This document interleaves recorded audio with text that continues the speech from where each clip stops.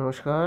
খবরটি বর্তমান পেপার থেকে বলা হচ্ছে, রাজস্থানে ভূগর্ভে মিলল 25 কোটি বছর আগের টেথিস সাগরের জল।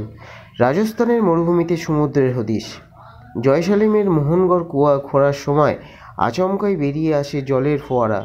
তা চলে টানা 3 দিন। স্বাভাবিকভাবেই এই ফোয়ারার উৎস নিয়ে কৌতূহলের দানা বাঁধে। কেউ কেউ তা মরুরাজ্যে ভূগর্ভ দিয়ে সরস্বতী নদীর ধারা বলেও দাবি করে বসেন, কিন্তু ভূগর্ভস্থ জল বিশেষজ্ঞরা সেই দাবি সটান খারিজ করে দিয়েছেন। লবণাক্ত বিচার করে তারা জানিয়েছেন, এই জল নদীর নয়, সুপ্রাচীন টেথিস সাগরের। 25 কোটি বছর আগে এই সাগরের উপকূল ছিল থর মরুভূমি। জলের সঙ্গে উঠে আসা সাদা কাদামাটি ও বালি ইতিমধ্যেই পরীক্ষা করে দেখেছেন বিজ্ঞানীরা। তাদের অনুমান, এই কাদামাটি ও বালি 60 লক্ষ বছর আগের টার্সিয়ারি যুগের।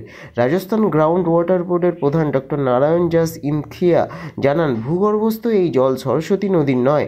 তার দাবি, নদী নয়, ভূগর্ভ শিলার মাঝে গহ্বরে আবদ্ধ ছিল এই জল। এই এলাকায় সাগরের অস্তিত্বের অন্যতম প্রমাণ। ভূগর্ভস্থ এই জলের সঙ্গে মিলেছে সামুদ্রিক মাটি। জলে মিশে থাকা শক্ত পদার্থের পরিমাণ 5000 TDS। ইনখিয়া জানান, সাধারণত সাগরের জলে TDS বেশি থাকে, তবে একাধিক খনিজ লবণ থাকার কারণে এমনটা হতে পারে। বালির নমুনা বৈজ্ঞানিক পরীক্ষার জন্য পাঠানো হয়েছে। ইতিমধ্যেই জয়সালমেরের তানটে ভূগর্ভস্থ জলের হদিশ পাওয়া গিয়েছে। প্রণালীতে থাকা সেই জল প্রস্তর যুগের। এবার কি তাহলে থর মরুভূমি আগের থাকা সাগরের সন্ধান মিলল? এই ব্যাপারে বিস্তারিত রিপোর্টের অপেক্ষা রয়েছেন বিশেষজ্ঞরা।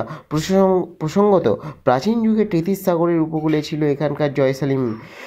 একদিকে ছিল ডাইনোসরদের বাস, অন্যদিকে গভীর সমুদ্র।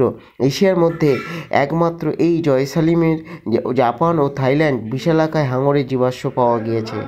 নমস্কার।